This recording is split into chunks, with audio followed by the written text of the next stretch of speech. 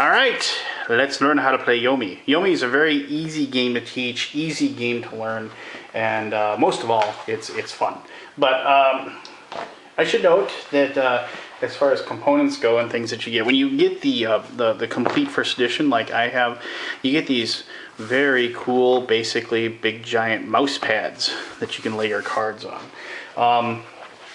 I'm pretty sure these are commonplace in the whole Magic the Gathering world and other collectible card games, so they aren't, something new. Well, I guess they're kind of new to me because I'm not really up on my Magic the Gathering stuff. But you get these little gems along with the game. You get these blue ones, and you get these red ones, and you just, you place the gems over here on the side, and you track the damage as you take it. And once you reach 0, you've been knocked unconscious, and the other person wins, obviously.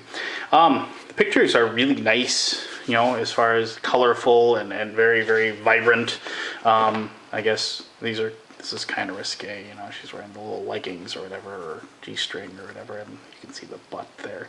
So, I mean, they're, probably PG-13 at the very best, if that matters to you. I mean, I'm sure it won't. But hey, if it matters to you, it matters to you. So I just wanted to point that out, that maybe it's not what you want as far as the imagery goes. Regardless, you get these decks of cards. These are the Fantasy Strike Warriors. This is kind of like a weird mythos or a group of warriors that are created by David Sirlin. This is his own kind of world. Like if he had a video game, these are the fighters. These are the same people that are in Puzzle Strike, if you have watched my Puzzle Strike review. Just quickly, this is the Master Midori, the guy that can become a dragon. He's pretty cool. I usually fight with this guy if I have a choice. And this is, I believe this is, this is the other guy I really like, Max Geiger. He's kind of like a time traveler type guy. And Dragon Lady, I guess she's an archer, but dragon in the background there. Because every fighting game's got to have the young girl, because the young girls always kick butt, right? So Ninja Student, standard, strange, good-looking white chick. I guess she's supposed to be a painter. I don't know. The themes of these are actually kind of cool. I mean, if you actually read into them, but whatever. You can either take it or leave it. The bottom line is they all work, and they all work well. The Lucky Gambling Panda. Everybody loves the Lucky Gambling Panda, and he looks cool too. You got to have some Blanca fish guy, so why not have Garg, the water shaman. The Diplomat, just your standard. The Old Guy Fighter, another fairly standard person that you'll find in most fighting games.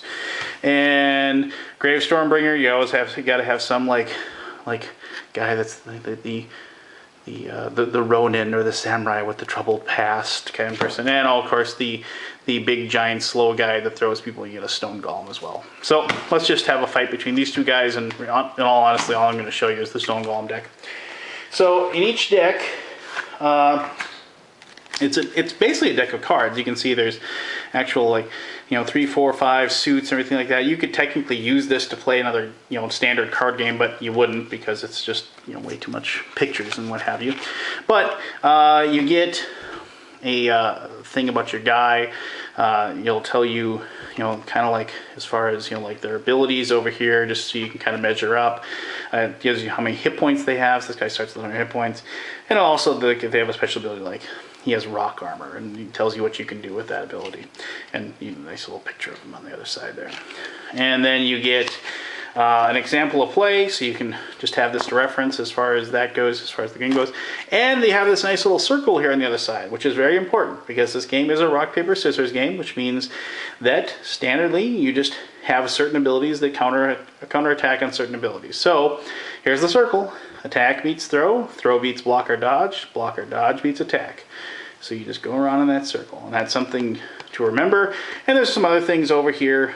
With attacks or throws, if you hit successfully, you can combo your attacks.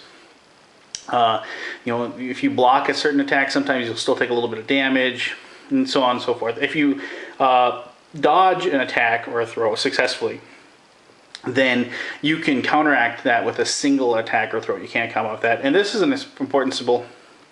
This means that if on a successful attack, what you do is, this is a knockdown. So like in a fighting game, you know, when you knock somebody down, when you're fighting them, you'd be able to usually hit them again before they could stand up. You know, so you could do a little bit more damage. You know, same kind of deal. It's a little bit confusing. Basically, if you end it with the combo, they basically can't dodge about half of the attacks that you possibly throw. So it's, you know, so that's always helpful. If you knock somebody down, that means you can, you know, hopefully just keep them on the ropes, if you will. But anyway, so you have this deck of cards, you shuffle it up. I'm not going to shuffle it right now. And you just draw 7 to start off with. 4, 5, 6, 7.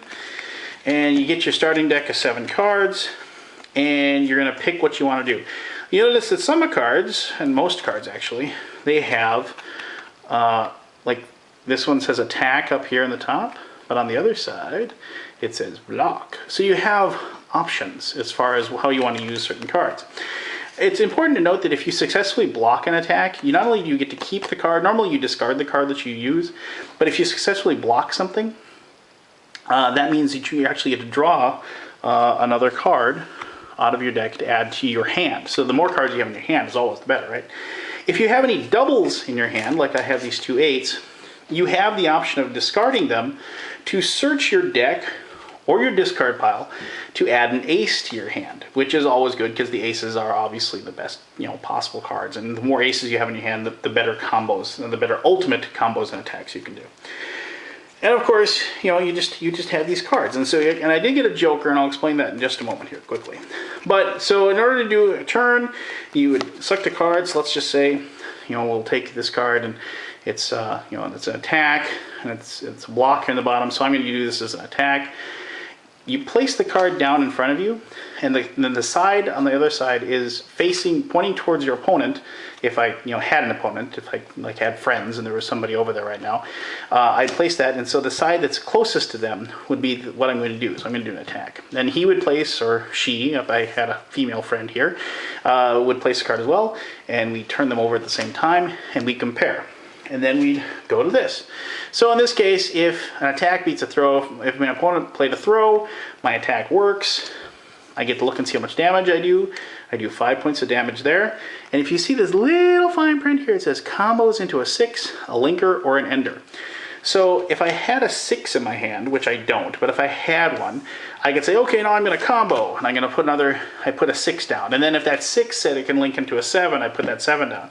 And if that 7 says I can link into 8, then I can put an 8 down, and so on and so forth. And you can see how you can add more and more combos into an attack to do much more damage. Now, here's where something very important happens. If you have a joker in your hand, this joker can prevent combos from happening. But the joker is used as kind of a bluff tactic. Because if my opponent is like laying out a combo, let's say like, you know, I didn't attack, but you know, they got an extra damage, they got damage and they're laying a combo on. So I have the option, as they put those combo down, I can put this joker down in front of me like this. And I can basically, as soon as they get done doing, oh, this is my combo, I did another 28 points of damage. If I put a joker down in front of me, I can turn it over and I can say, well, no, you didn't, because the joker makes that combo not happen. Now then, here's where the kind of the bluff tactic goes. If I don't have a joker, or if I don't want to play my joker and somebody's playing a combo, I can play any card I want in front of me, because they can't see it. And I do this before they start their combo. And they look at this card and they have to think to themselves, does he playing a joker? Do I want to play a bunch of my cards in my combo right now? Do I want to just hold off? And then you can bluff them into not doing a combo, which is part of this game and part of the whole thinking process. This game's all about trying to outthink your opponent. Yes, there is some luck involved as far as getting your cards and having a good combo in your hand, but it's also about getting into the head of your opponent and making them think that you're doing something you're not, so you can spring it on them. If you ever are the same thing, like, I know, like, you know, this is fairly self-explanatory, but if both you lay an attack, and this is tough to see, but up here, you'll see like there's a little speed or the little thing, and it says like this is 3.0. Whoever has the lowest number in that, their attack works or their throw works compared to the other person. It's the faster of the attacks, and that's the one that actually works. So something else to think about. Other than that, that's how you play the game. Play the card. After the first round, you draw another card automatically when it's your turn. You add that card to your deck.